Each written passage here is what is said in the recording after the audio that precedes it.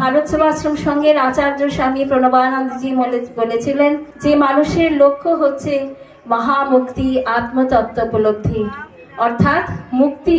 সমস্ত দিক দিয়ে আমরা মুক্ত হব, সকলে একসাথে আমরা মুক্ত হব এবং আত্মতত্ত্ব উপলব্ধি, নিজেকে জানবো, নিজের যে আত্মা আছেন তার প্রসারিত করব এবং সেইটা একমাত্র কিভাবে পাবো তার উত্তরে তিনি বলছেন ধর্ম কি না, ধর্ম হচ্ছে ত্যাগ, সংযম, সত্য, ব্রহ্মচর্য। ধর্ম মানে এই নয়, তিনি বলেছেন যে ধর্ম মানে ঘন্টা বাজানো নয়, ধর্ম নাই মালায় ঝোলায়, ধর্ম নাই তিলক ফোটায়, ধর্ম নাই আসনে বসনে, ধর্ম আছে কোথায় না, ধর্ম আছে আমাদের আচরণে, অনুষ্ঠানে, অনুভূতিতে। তো আমাদের আচরণটা সুন্দর করতে হবে। আচরণ অর্থাৎ আমরা প্রতি মুহূর্তে কি চিন্তা করছি, সৎ চিন্তা করতে হবে। সেই সৎ চিন্তাগুলোই আমাদের কর্মে পরিণত হয়। আর যা কর্ম করব সেগুলো আমাদের স্বভাবে পরিণত হয়। আর যেই স্বভাব যেটা আমাদের তৈরি হচ্ছে সেটাই আমাদের সংস্কার হয়। আমরা যখন জন্ম নিই, শিশু যখন একটা জন্ম নেয় তার পিতামাতার কথা, পিতামাতার ক্রোড়ে, সে কিন্তু জানে না যে এবার আমার এই আমার মা, এই আমার বাবা। এটা কিন্তু অটোমেটিকলি হয়ে আসছে। আমাদের মা বাবা যেন পূর্ব কল্পিত হয়েই আছে, প্ল্যানিং তিনি করেই রেখেছেন যে এই রকম ঘরে তার এই পরিবেশ হবে ইত্যাদি ইত্যাদি। তো আমাদের হাতে কিছুই নেই। আমরা আমাদের মতন সুন্দর জন্ম নিলাম, তারপর একটা পরিবেশে বড় হচ্ছি, বড় হয়ে স্কুলে যাচ্ছি, পরে ধীরে ধীরে আমাদের গত জন্মের যে কর্মফলগুলো, গত জন্মের যে সংস্কারগুলো, সেগুলো আমাদের মধ্যে ফলিত হচ্ছে এবং সেইভাবেই আমরা কিন্তু বড় হচ্ছি। এবার যখন আমাদের জ্ঞান হচ্ছে, ধীরে ধীরে যখন আমাদের 10, 12, 14, 15, 16, 18 এই বয়সগুলো যখন আমাদের হচ্ছে, আমাদের যখন ধীরে ধীরে জ্ঞান হচ্ছে যে আমরা কি করব, আমাদের পথটা কি, সঠিক পথ কি। দুটো পথ আছে, মানে একটা সংসারের দিক যাওয়া আর একটা হচ্ছে সংসার বন্ধন থেকে মুক্ত হওয়া যাওয়া। তো যাই হোক, তো এইভাবে যখন আমাদের বিবেক বিচার হয়, আমরা যখন বিচার করব তখন আমাদের কোন পথে যাব, তখন থেকে আমাদের সেই জন্মে কর্মফল শুরু হয়ে যাবে। এতদিন তো আমরা 16 বছর 17 বছর তো আমরা গত জন্মে পুণ্য বা পাপ ভোগ করে এলাম, সবগুলো বাসি খাবার, সেই বাসি খাবার আমরা খেয়ে গেলাম। কিন্তু এরপরে যখন আমাদের জন্ম শুরু হলো, এরপর যখন আমাদের কর্ম শুরু হলো, তখন আবার আমরা কিছু পুণ্য বা পাপ আমরা জমা করতে শুরু করলাম এবং সেইটা আমরা যেমন যেমন জমা করব সেই রকম আবার আমাদের পরবর্তী জন্ম সেইভাবেই হবে। তো যদি আমাদের সৎ চিন্তা থাকে, সৎ স্বভাব থাকে, সৎ কর্ম থাকে, সৎ সংস্কার থাকে, তাহলে আবার আমরা সেইভাবে সেই সুন্দর গৃহে আসব। এটা গীতাতেই ভগবান বলছে যে নামে ভক্ত প্রণশ্যতি, আমার ভক্তের কখনোই নাশ হয় না। তুমি এই জন্মে যা করবে পরের জন্মে সেখান থেকেই আবার শুরু করবে, কিচ্ছু নাশ হয় না। মন্মনা ভব মদ্ভক্ত মদ্যাজি মাং নমস্কুরু মামে বেশেসি সত্যন্তে প্রতি জানে প্রিয় সিমে। তিনি সত্য করে বলছেন, তিনি প্রতিজ্ঞা করে বলছেন, আমাদের অভয় দিচ্ছে যে তুমি আমাদের সমস্ত মন দাও, সমস্ত বুদ্ধি দাও, সমস্ত ধর্ম পরিত্যাজ, তুমি সমস্ত কিছু তোমার ভালো মন্দ ভুল ঠিক সমস্ত কিছু তুমি আমাকে অর্পণ করো, তাহলে আমি তোমাকে সমস্ত পাপ হতে তোমাকে মুক্ত হতে হবে করব।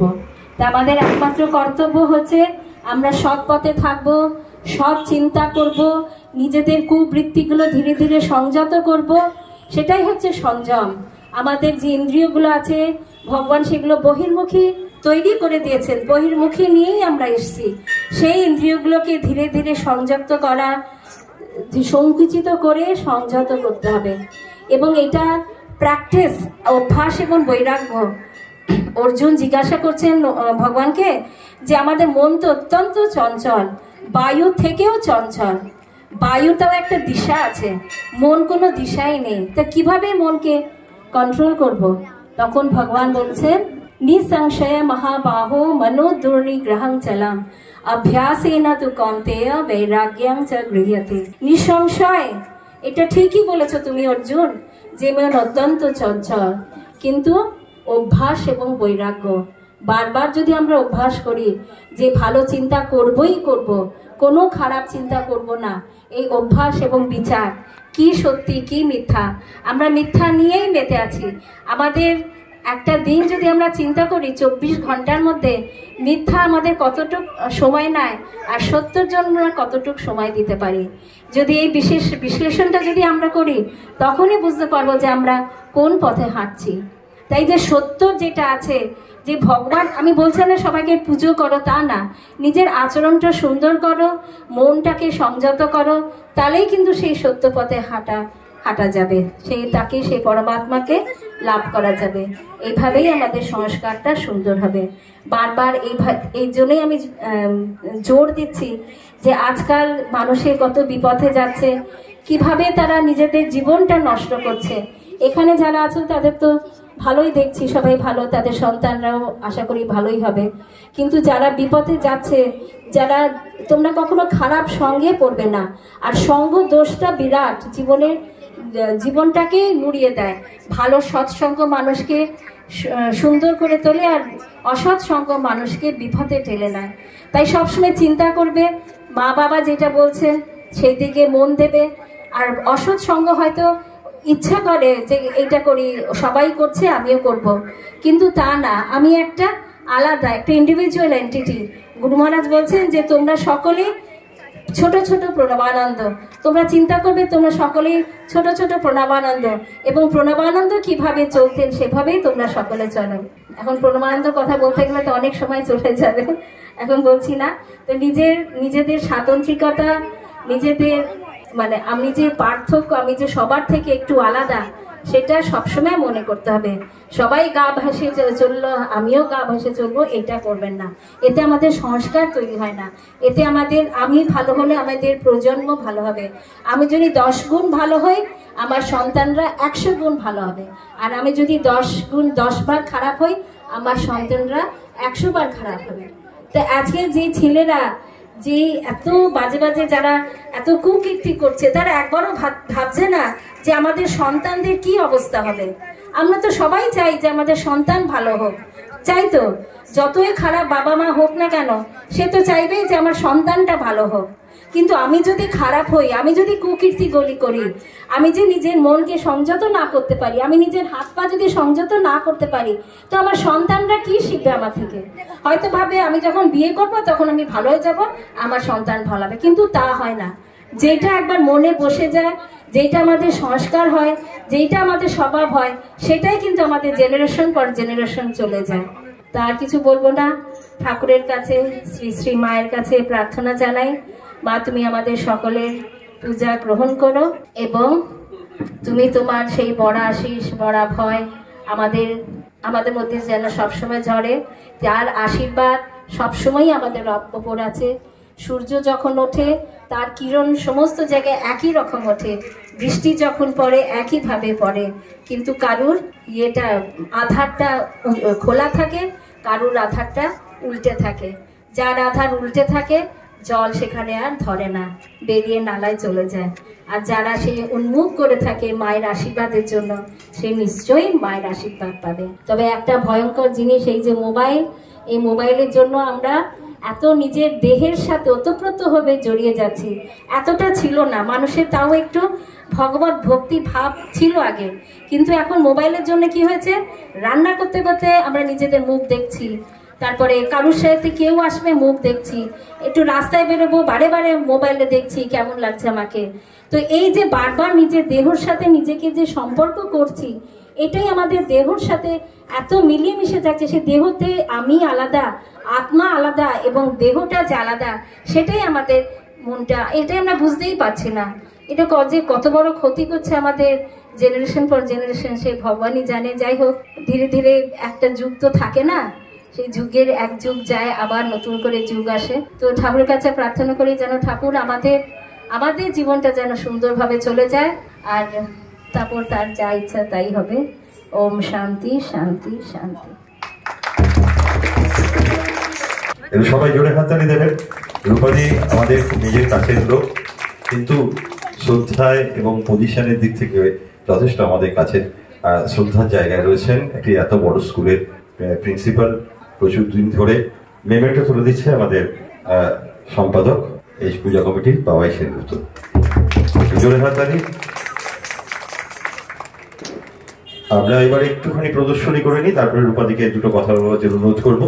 আমাদের একটু প্রদর্শনী ব্যাপারটা হোক। হ্যাঁ, সবাইকে শুভ দীপাবলির শুভেচ্ছা। আর কল্যাণ সমিতি প্রত্যেক সদস্য, তোমাদের এত সুন্দর পুজো তোমরা করেছো, তার জন্য সবাইকে অনেক ধন্যবাদ। এবং প্রত্যেককে যেটা মাতা রানী বলে গেলেন সেটাই তোমরা মনে রাখবে। স্বামী বিবেকানন্দ বলেছিলেন, education is the manifestation of the perfection already in man. ওনার কথাটা মনে রাখবেন। আমাদের মধ্যে প্রত্যেকেই পারফেক্ট আমরা, কিন্তু যেটা যে আমাদের মধ্যে দুটো আছে, একটা আসরিক শক্তি আছে আর একটা সাত্ত্বিক শক্তি আছে। সাত্ত্বিক শক্তিটাকে যদি আমরা জাগিয়ে তুলি আর আসরিক শক্তিটাকে যদি আমরা কমিয়ে দিই, তাহলেই কিন্তু সবকিছু ঠিকঠাক হবে। যেটা মা দুর্গার পুজোতেও দেখেছি যে মা অসুরকে বধ করছেন। অসুর কেউ না, আমাদের ভেতরেই অসুর আছে। প্রত্যেকে নিজের ভিতরের অসুরকে যদি আমরা বধ করতে পারি আর মায়ের রূপটাকে যদি জাগ্রত করতে পারি, কি পুরুষ কি মহিলা কোনো বিভেদ নেই, তাহলেই কিন্তু সবকিছু সুন্দরভাবে হবে। এবং আমাদের পাড়ার প্রত্যেকে আপনারা সুস্থ থাকবেন। প্রত্যেক বাচ্চাকে তোমরাও সেইভাবে বাবা মাকে শ্রদ্ধা করবে, গুরুজনদের শ্রদ্ধা করবে, একে অপরকে ভালোবাসবে, তাহলেই দেখবে আমাদের পাড়াটা এবং মানুষের সমগ্র জাতির উন্নতি হচ্ছে। ধন্যবাদ। ট্রিটমেন্ট করেছে কিন্তু এই অ্যাসিড ডায়াগনস্টিক আমার অসুস্থতার সময়, এই জন্য আমাদেরকে ব্যক্তিগতভাবে আমি ধন্যবাদ জানাচ্ছি। এবং মঞ্চ থেকে অ্যাসিড ডায়াগনস্টিক সেন্টারের কর্ণধার বাবু শিবু দত্ত চৌধুরীকে আমরা বরণ করে নিচ্ছি মেমেন্টো। এবং এই কালী পুজো কমিটির সভাপতি, সেটা তো আমরা বারবার বলবো অনুষ্ঠান চলাকালীন, তার আগে আমরা বরণ করে নিচ্ছি আজীবের কর্ণধার সুখেন্দু দা। আমাদের পাড়ায় নতুন এসেছেন, সুখেন্দু দা বরণ করে নিচ্ছে মেমেন্টো দিয়ে এবং উত্তরিয়া দিয়ে। এরপর ডিসপ্লেটা হবে, জোরে হাততালি। সমাজের জন্য, মানুষের জন্য বাবুদা যেভাবে কাজ করে চলেছে, বাবুদাকে আমার পক্ষ থেকে অনেক ধন্যবাদ। আর মাইক্রোফোন দিচ্ছি দুটো কথা বলবার জন্য। সকলকে শুভ দীপাবলির অভিনন্দন জানিয়ে কল্যাণ সমিতির 46তম শ্রী শ্রী শ্যামা পূজার শুভ উদ্বোধন হলো। আগামী দিনগুলো আনন্দে কাটুক। আপনাদের এলাকায় অ্যাচিভ ডায়াগনস্টিক এবং হেলথ কেয়ার আপনাদের পরিষেবার জন্য আমরা সকল সময় 24 ঘন্টা আপনাদের মাঝে আছি। যখন যার যে কোনো কিছু প্রয়োজন হবে আমাদের ফোন করবেন, আমরা আন্তরিকভাবে চেষ্টা করবো আপনাদের সহযোগিতা করবার জন্য। আগামী দিনগুলো আমাদের আরো সুন্দর কাটুক শুভ দীপাবলির মধ্য দিয়ে, এবং দীপাবলির দিনগুলো সুন্দর কাটুক এই আশা নিয়ে আমরা আবার বক্তব্য শেষ করছি।